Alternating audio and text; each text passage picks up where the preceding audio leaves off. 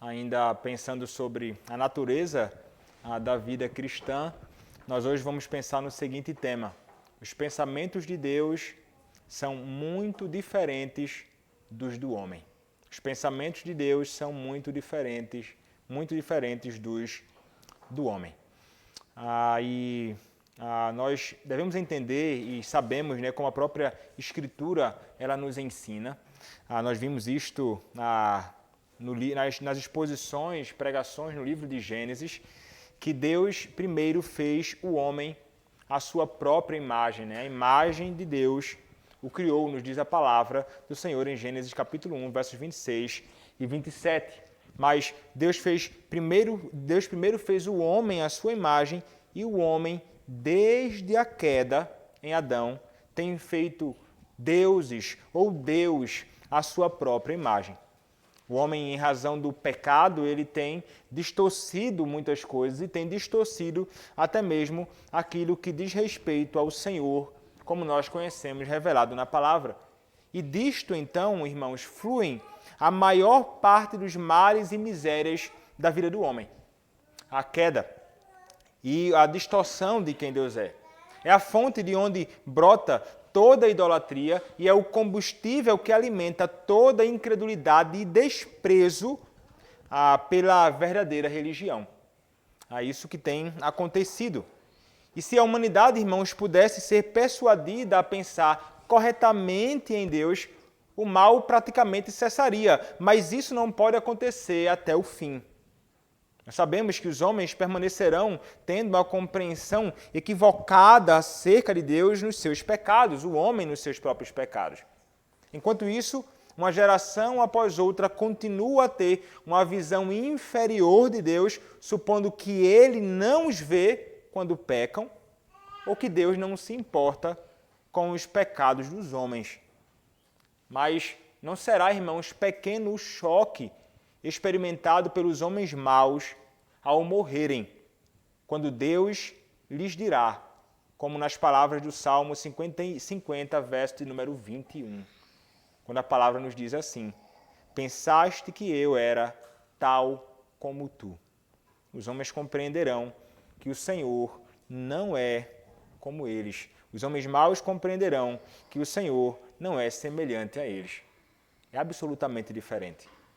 Mas nós, antes, semelhantemente aos homens maus perdidos neste mundo, nós vivíamos também encerrados em trevas. Nós estávamos longe do nosso Deus.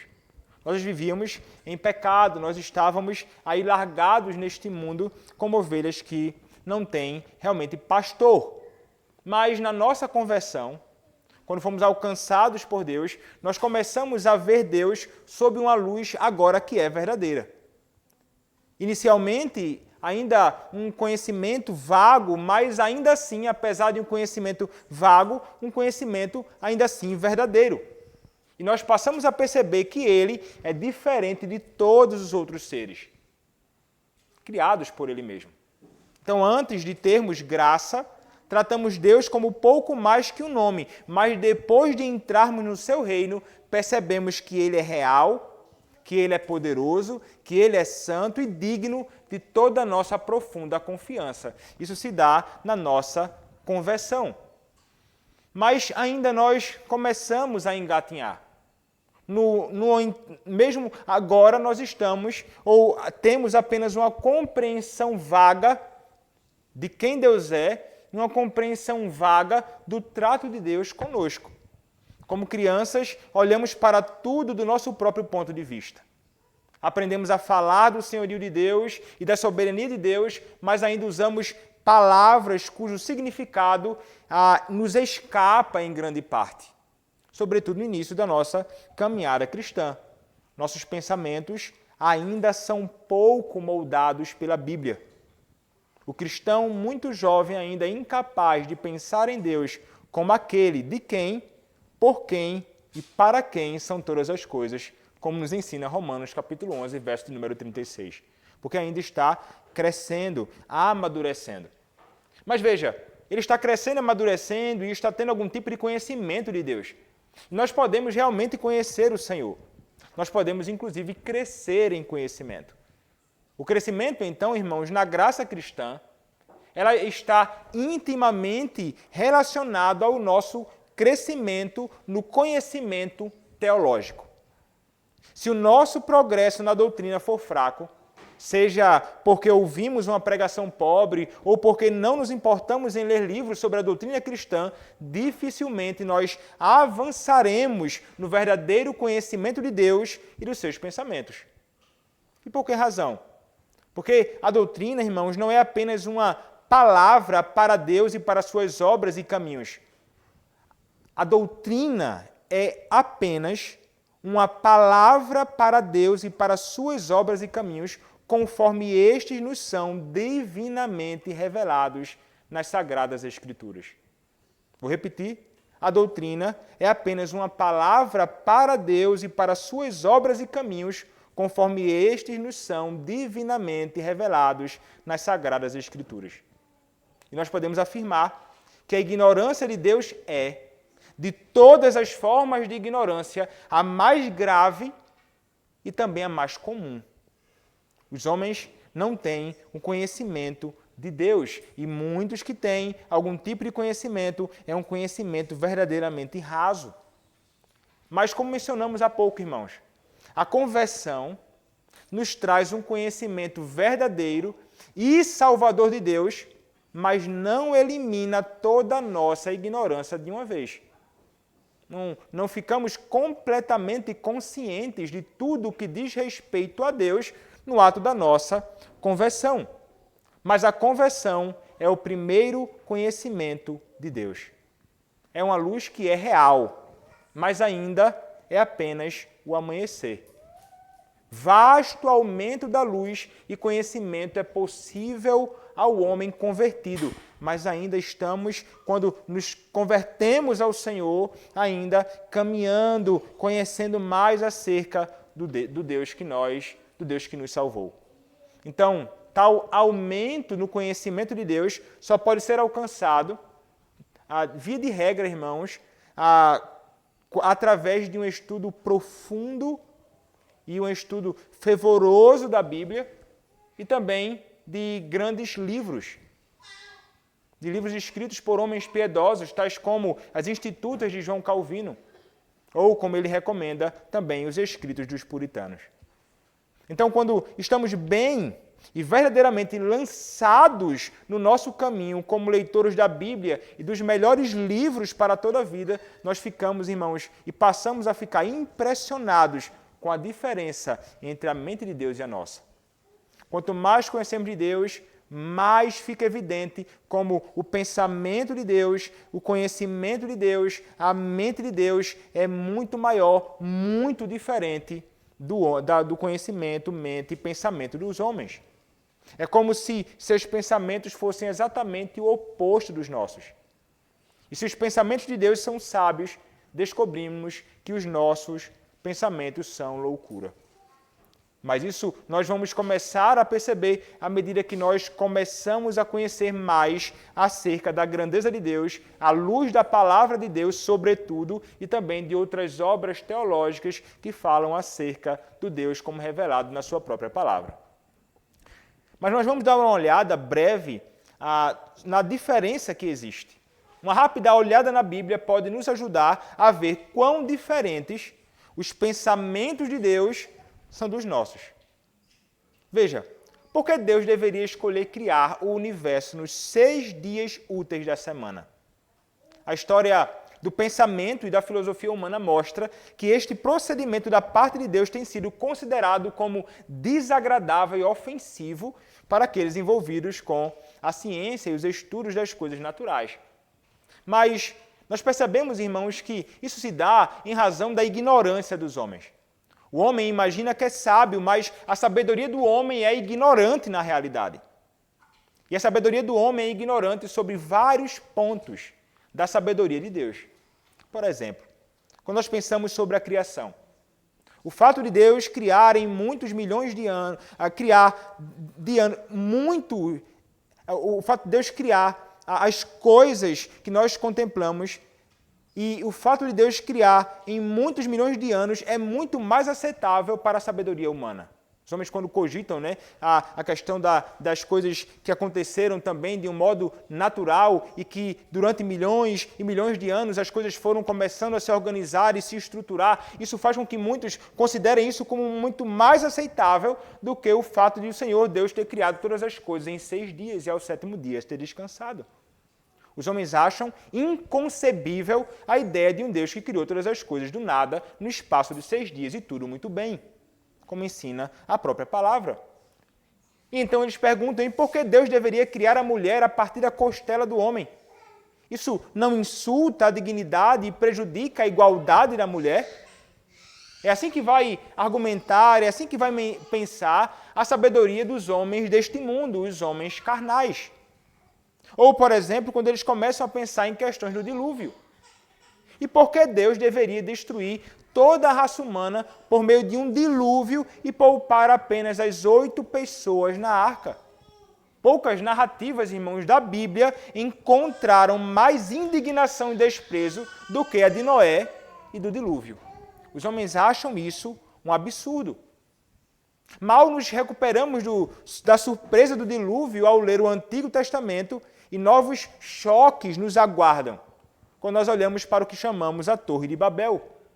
Quão difícil é para a sabedoria humana aceitar isto como a origem das línguas humanas e a formação dos grupos étnicos que nós chamamos de nações.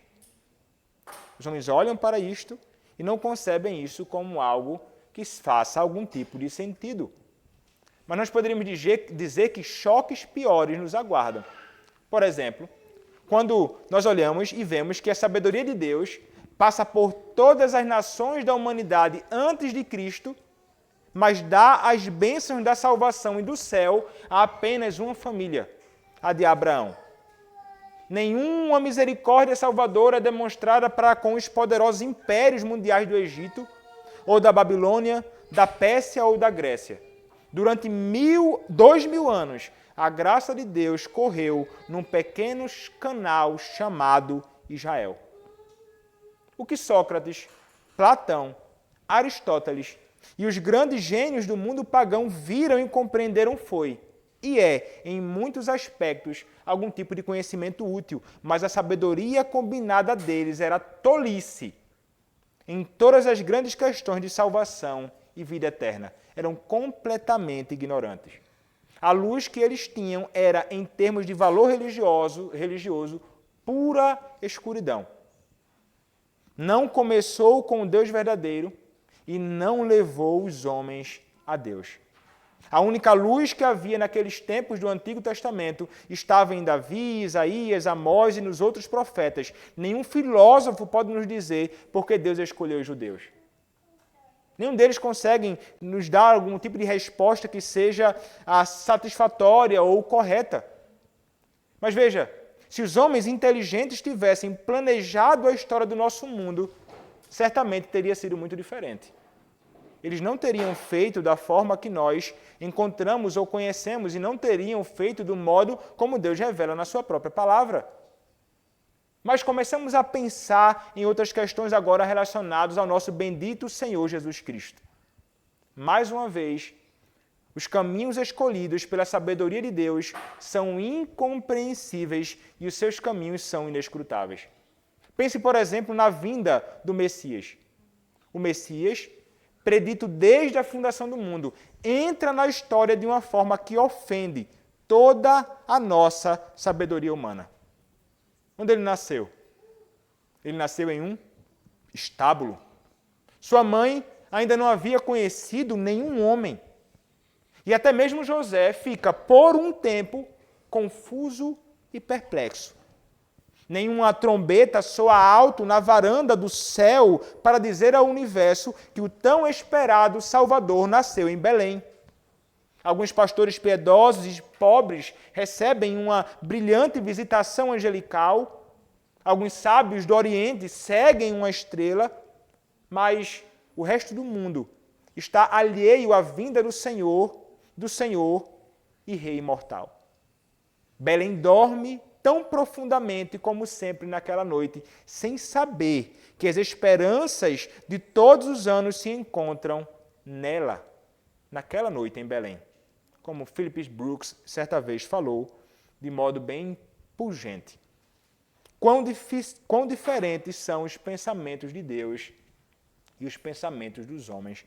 Os homens conceberiam uma coisa totalmente diferente com respeito à vinda do Messias. E esperavam e nutriam expectativas diferentes daquilo que o próprio Deus, em sua infinita sabedoria, determinou. Mas olhamos também para a vida do próprio Senhor Jesus Cristo. A vida do Senhor Jesus é um catálogo de surpresas do início ao fim. A sabedoria humana mostrou o que gostaria de fazer para melhorar o verdadeiro Jesus. Isso nós encontramos, por exemplo, nos chamados livros apócrifos. O Evangelho apócrifo inventa um menino Jesus que forma pombos de barro e os faz voar. E há muitas outras histórias fictícias nesses livros apócrifos. A imaginação dos homens é fecunda, e a imaginação fecunda poderia inventar muito mais com o mesmo efeito. Mas nós sabemos que o verdadeiro Jesus não fez nenhum milagre até receber a unção do Espírito no seu batismo aos 30 anos de idade. Como esses 30 anos de silêncio provocam, irmãos, a sabedoria inquisitiva dos estudiosos. Eles ficam se perguntando e tentando sugerir uma série de coisas. Mas o Deus sábio manteve seu amado e santo Filho como uma haste polida na aljava do segredo quase completo até a idade dos 30 anos. Então, Cristo sendo batizado, ele inicia ali o seu ministério. E nós então contemplamos coisas grandiosas sendo feitas pelo Filho do Homem. O único vislumbre que temos de Jesus é aos 12 anos e mostra-nos que ele conhecia então a sua própria identidade e a sua missão. Ele tem um conhecimento e aquilo ali impressiona os homens. Nos impressiona também como um garoto de 12 anos pode ter uma consciência como aquela.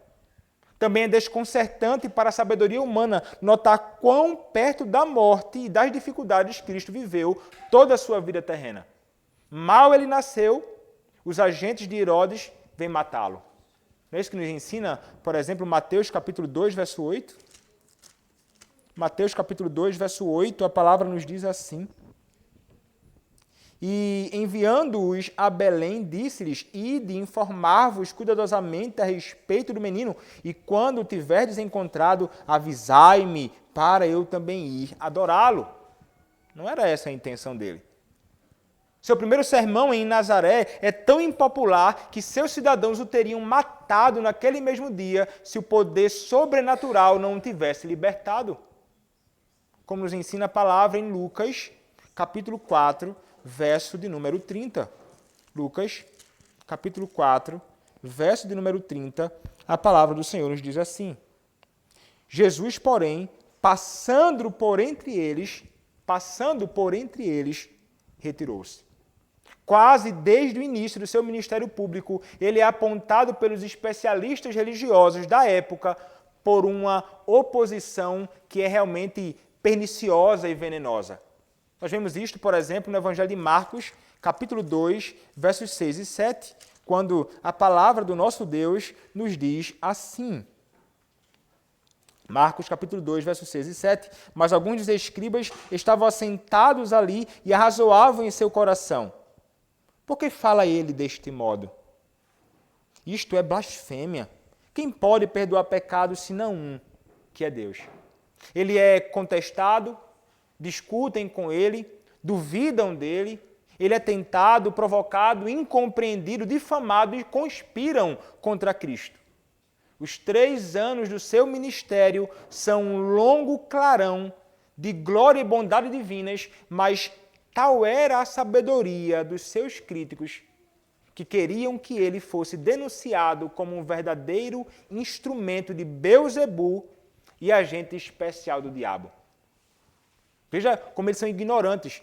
Um ministério belíssimo, brilhante, mas a sabedoria do homem, que obscurece qualquer tipo de luz, não permite que eles compreendam ou enxerguem as coisas como realmente eram, e acusavam então o Filho do Homem, Cristo, de coisas que não faziam o menor sentido. Como nos diz a palavra em Mateus capítulo 12, verso de número 24. Mas os fariseus, ouvindo isto, murmuravam: este não expele demônios, senão pelo poder de Beelzebu, maioral dos demônios. Então perceba, a surpresa que nós encontramos também na Escritura é que o deixaram viver tanto tempo. Tinham ódio por ele e era imenso o poder que estava à disposição desses homens para acabar com a vida de Cristo, até mesmo por um decreto da Assembleia Geral, como nos ensina João, capítulo 11, verso 53. E poderiam destruir a fé na sua ressurreição dentre os mortos, como estavam dispostos, falsificando as evidências que o apoiavam, como nos ensina a palavra em Mateus capítulo 28, verso número 13. Isso que Cristo viveu e nos ensinou na sua própria palavra é uma demonstração infinita e imensa da sabedoria de Deus, mas a sabedoria do homem não conseguem discernir tais coisas. Não conseguem compreender. Porque a sabedoria do homem é verdadeira loucura. Mas é interessante, irmãos, quando nós olhamos para o apóstolo Paulo nos falando de modo claro sobre a sabedoria. O apóstolo Paulo nos diz, quando passamos a considerar a morte de Cristo e sua cruz, que ela é a contradição de toda a sabedoria humana. Olha o que diz a palavra de Deus em 1 Coríntios, capítulo 1, verso 19. 1 aos Coríntios, capítulo de número 1, verso de número 19. Pois está escrito: destruirei a sabedoria dos homens e aniquilarei a inteligência dos instruídos. Na verdade, irmãos, a cruz, como forma de perdão, está tão distante da ideia humana de evangelho quanto o Polo Norte está do Sul. É loucura e pedra de tropeço, como diz o próprio apóstolo em 1 Coríntios capítulo 1, verso de número 23. Mas nós pregamos a Cristo crucificado, escândalo para os judeus, loucura para os gentios. A cruz é uma sabedoria tão insondável que confunde a mente humana. Como nos diz o Evangelho de João, João capítulo 6, verso 52, como pode este homem dar-nos a sua carne para comer? Os homens não conseguiam compreender. Como pode um Jesus moribundo, que não pode salvar a si mesmo, ser um Salvador todo-poderoso que pode nos salvar? Nenhum dos príncipes da terra compreendeu este mistério quando levaram Cristo para ser crucificado. Olha o que diz 1 Coríntios, capítulo 1, verso 25. A palavra nos explica. Porque a loucura de Deus é mais sábia do que os homens, e a fraqueza de Deus é mais forte do que os homens. Se este Jesus aqui fosse enviado por Deus, argumentavam eles, Deus não teria deixado morrer em tormento e escuridão. O apóstolo Paulo então nos dá a chave, irmãos, que abre a fechadura e nos abre a porta da verdadeira sabedoria. Quando nós olhamos ainda para 1 Coríntios, capítulo 1, verso de número 21, quando a palavra nos diz, visto como, na sabedoria de Deus, o mundo não conheceu, por sua própria sabedoria, aprove a Deus salvar os que creem pela loucura da pregação, por meio da pregação. Então nós conhecemos o Senhor e conhecemos de fato o que significa a cruz do nosso Salvador. A cruz, então, para a sabedoria humana é loucura, mas sendo loucura de Deus, como explica 1 Coríntios 1, 25, é mais sábio do que toda a sabedoria de todos os estudiosos mais inteligentes que viveram ou que ainda viverão neste mundo. Então Deus, na sua sabedoria, salvou o mundo do pecado por aquele método ou meio que parece à mente humana o mais absurdo e improvável. como Deus faz isso? Deus pune o seu próprio Filho por nós. Deus crucifica o seu próprio Filho por nós. Deus derrama a sua ira sobre o seu próprio Filho por nós. E isso vai além da sabedoria dos homens. Isso nos mostra que os pensamentos de Deus não são como os pensamentos dos homens. Os pensamentos de Deus são muito diferentes dos do homem. Quem algum dia poderia conceber algo semelhante? Então, sim, irmãos, os pensamentos de Deus são mais altos. Quando Isaías, usado pelo Espírito, no Espírito, nos informa sobre os pensamentos de Deus, que eles não são os nossos pensamentos, está lá em Isaías 55, verso 8. Olha lá o que diz. Isaías, capítulo de número 55, verso de número 8, diz assim: porque os meus pensamentos não são os vossos pensamentos, nem os vossos caminhos, os meus caminhos, diz o Senhor. Então, quando Isaías, no Espírito, nos informa sobre os pensamentos de Deus, que eles não são os nossos pensamentos, ele nos diz o que é verdade em toda a Escritura.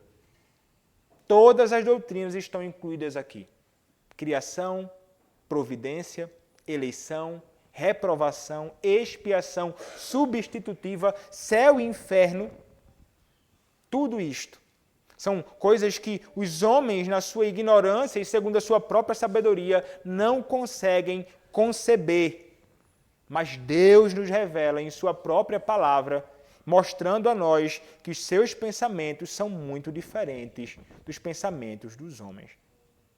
Ter chegado então, irmãos, à conclusão de que os pensamentos de Deus são muito diferentes dos nossos, é ter dado um salto imenso na compreensão das doutrinas da fé cristã. É fundamental que entendamos isso. Aqueles que chegam a este ponto, e infelizmente nem todos conseguem, olham para as suas Bíblias com novos olhos e com uma adoração renovada ao Deus que é revelado na sua própria palavra. Quanto mais conhecemos a Deus, mais contemplamos a sua grandeza, mais estamos conscientes da nossa própria miséria e pequenez. Isso é indispensável na nossa caminhada e vida cristã. Então, irmãos, é fundamental que a este ponto chegamos. Aqueles que chegam a este ponto veem que por si mesmos não sabem nada corretamente e são apenas bebês em seu próprio entendimento. Percebem que a única sabedoria sólida que os homens possuem é aquela que obtêm do estudo da Bíblia e de nenhum outro lugar. Toda a sabedoria sólida que nós temos ou que podemos adquirir neste mundo, nós só podemos encontrar na própria palavra de Deus. É lá. Se você quer ser sábio, quer ter uma verdadeira sabedoria, se você quer de fato conhecer o teu Senhor, você deve então se debruçar na Escritura Sagrada. Nós passamos a perceber isto de fato e passamos a constatar que todas as outras sabedorias, mesmo que nunca sejam tão valorizadas pelos homens deste mundo, nada mais são que tolices, comparadas à sabedoria de Deus como revelado na palavra.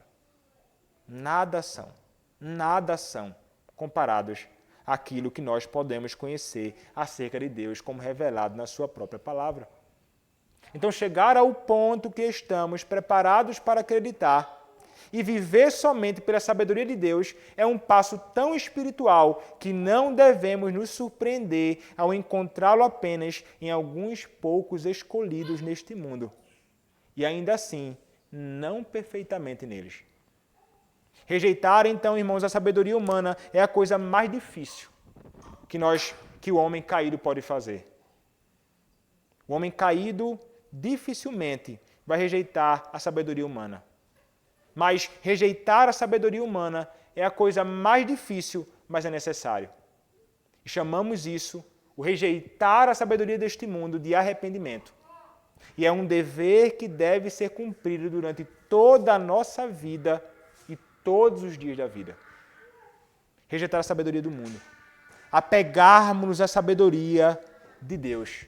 Sobretudo a Cristo, que é a sabedoria de Deus.